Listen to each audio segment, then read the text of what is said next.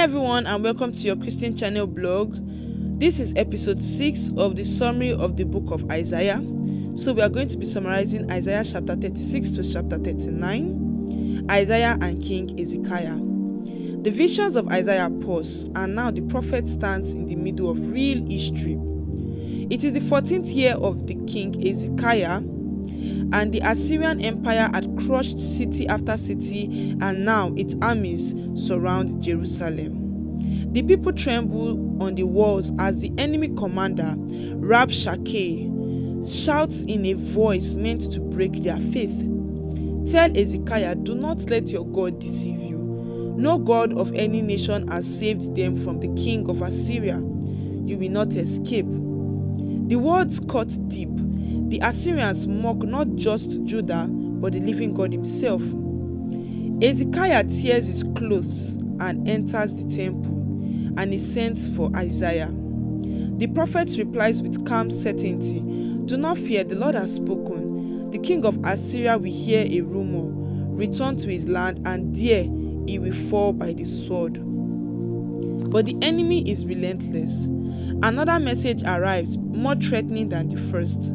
So Hezekiah takes the letter, climbs to the steps of the temple, spreads it out before the Lord and prays. "O Lord of hosts, God of Israel, enthroned above the cherubim, you alone are God over all the kingdoms of the earth.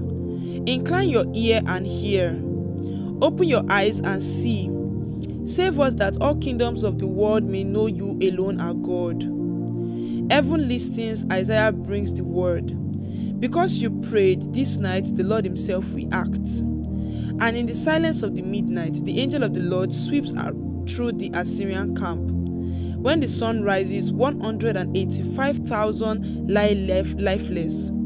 The empire of terror is broken in a single night. Jerusalem is saved.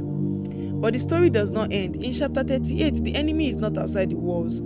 It's inside the king's body. Hezekiah grows gravely ill. Isaiah comes with a solemn word, "Set your house in order, you will not recover."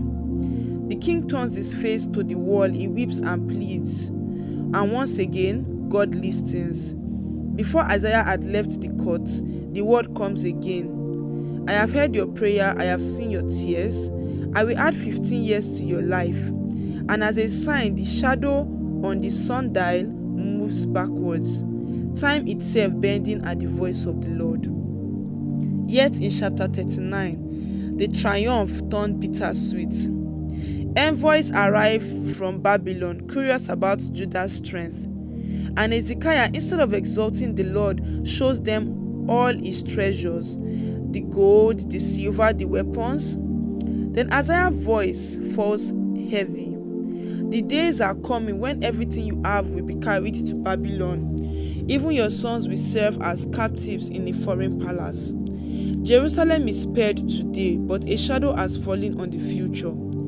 Isaiah 36 to 39 teaches us this: God delivers when his people cry out. He heals when they turn to him in weakness.